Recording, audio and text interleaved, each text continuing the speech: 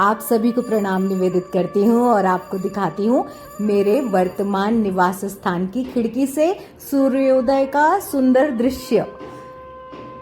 तो इस दृश्य के कारण, इस सुंदर सी खिड़की के कारण ऐसा लगता है कि सर पर सूर्य भगवान का हाथ है। तो अपना सुबह सुबह जो साधना इत्यादि जो भी मेरा नित्य क्रम है उसको समाप्त करने के बाद मैं निकल पड़ी गंगा माँ के दर्शन हेतु। और इसके बीच में मैं अपना अध्ययन और लेखन भी कर चुकी हूँ, तो इसलिए मुझे थोड़ा सा देर हो गई है निकलने में। और मैं तो प्रतिदिन इसका आनंद ले रही हूँ वर्तमान में। आप लोग सूर्य भगवान की कृपा का आनंद लेते हैं या नहीं, ये आप बताइएगा। तो मैं तो काफ़ी समय हो गया जब से मैं सुबह उठने लगी हूँ, वरना पहले तो एक समय क्या, बचपन से बहुत बड़े होने तक का समय था जब मैंने सूर्योदय का दर्शन ही नहीं किया था। बस बड़ी मुश्किल से उठ के स्कूल भर जाती थी, तो उसमें बस सोते सोते जाती थी, और जो फर्स्ट पीरियड होता था उसमें भी अलसाई रहती थी। तो मैं शुरू से बहुत आलसी थी, लेकिन मेरे पिता हमेशा कहा करते थे कि अगर पहले दिन है तो बाद में रात है, और पहले रात है तो बाद में दिन है, तो इसके सौभाग्य का उदय होगा ही होगा। और उन्हीं की बातों का, उन्हीं के वचनों का शुभ परिणाम है, उनके वचन ही सार्थक हुए हैं कि मेरे जीवन में स्थायी रूप से सूर्योदय हो चुका है और गुरु तत्व मुझ पर प्रकट हो चुका है। यदि गुरु तत्व मुझ पर प्रकट नहीं हुआ होता तो ऐसा कभी नहीं होता। और ये देखिए सामने ना आज अमावस्या है, तो एक पंडित जी किसी दो माताओं को कर्मकांड यहाँ पर कोई पूजा करवा रहे हैं अमावस्या की। तो मैं उन्हें गौर से देखने लगी, उनका वीडियो बनाने लगी। तो उन्होंने मुझे भी ऑफर किया। तो उन्होंने जैसे ही मुझसे कहा, जहाँ मोबाइल थोड़े ना बताता है, गूगल में है। अरे वो थोड़े ना मालिक है हमारा, यही तो दिक्कत है। उसकी जगह इसको मलकाई दे दी। मालिक तो वही है। ये आपके भी दर्शन करा दे। आपका नाम जगतपाल जी। आप पंडित जगतपाल जी हैं। माताएं आई हैं उनके कर्म कांड के लिए गंगा मैया के सानिध्य में। तो सुना आप लोगों ने, पंडित जी ने मुझसे कहा कि आज तो दान कर ही दीजिए, पूजा करा लीजिए, मछलियों को चारा खिलाइए। तो मैं तो मछलियों को चारा खिलाए भी नहीं, क्योंकि बच्चे मेरे साथ बहुत आत्मवत हो गए हैं ना, तो उनको मैं गायत्री मंत्र पढ़ना बताती हूँ, तो फिर वो बताते हैं कि हाँ पढ़ते हैं या नहीं। तो इसलिए मैं उनको ऐसे ही पैसे दे देती हूँ, क्योंकि उनका समय व्यर्थ नहीं जाए। तो लेकिन मैं मछलियों को चारा नहीं खिलाती हूँ। तो पंडित जी ने जैसे मुझे पूजा के लिए और इस सब के लिए कहा, तो मैंने कहा अरे नहीं, मैं ये सब कर्मकांड वगैरह में विश्वास नहीं करती, मैं वास्तविक पूजा और साधना में भरोसा करती हूँ। तो इससे कुछ लाभ नहीं होता है अभी मेरे लिए, मतलब हर दवाई हर रोगी के लिए उपयुक्त नहीं होती है। तो मेरे ये कहने का मतलब था। तो पंडित जी ने कहा कि गूगल करके देख लीजिए। तो मैंने कहा बस पंडित जी यही रह गया है ना, गूगल को भगवान बना दिया है, गूगल करके देख लीजिए। तो यही तो बात हो गई है कि हम लोग कर्म कांड पर इतना भरोसा करने लगे हैं कि वहीं तक रुक गए हैं।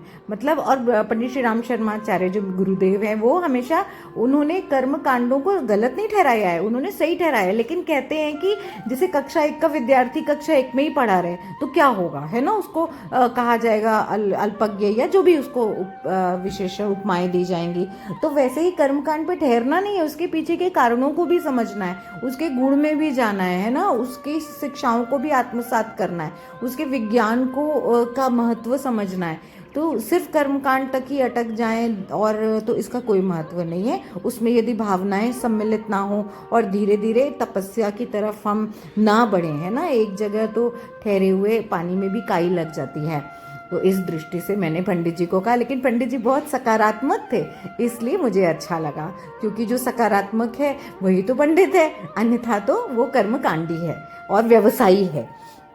तो बहरहाल, और तब तक ये देखिए किसी ने पानी में ना दीपक तैराया था, तो मैं उसे देखने लगी और अभी कर्मकांड की बात हो रही थी और इसने आकर और मेरा माथा ऐसा कर दिया कि देखो कि माँ को में दीपक जलाकर अपने पापों को धोने के लिए माँ को गंदा कर रहे हैं, है ना। ये जो जिस डोंगे में इसको तैराया गया है ना, इसमें प्लास्टिक की लेयर है, मतलब प्लास्टिक की पन्नी की लेयर इसके ऊपर है। ये सिर्फ पत्ते का नहीं है, सूखे पत्ते का दोना नहीं है ये।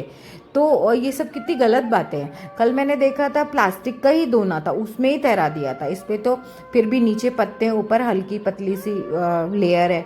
तो ये सब अज्ञान ही तो है, ये सब कर्मकांड ही तो हो रहा है, सिर्फ कर्मकांड, निरा कर्मकांड। मतलब क्या मतलब है इसका, कोई अर्थ नहीं है, कुछ नहीं हो रहा, इसीलिए तो कुछ नहीं हो रहा, इसीलिए तो फिर लोग बोलते हैं, फिर गलत ठहराते हैं ना। आप अपने ही धर्म का हम लोग मजाक उड़वाते हैं ना, हम लोग उसका विज्ञान नहीं जानना चाहते। तो तब तक ये देखिए प्रियांशु आ गया।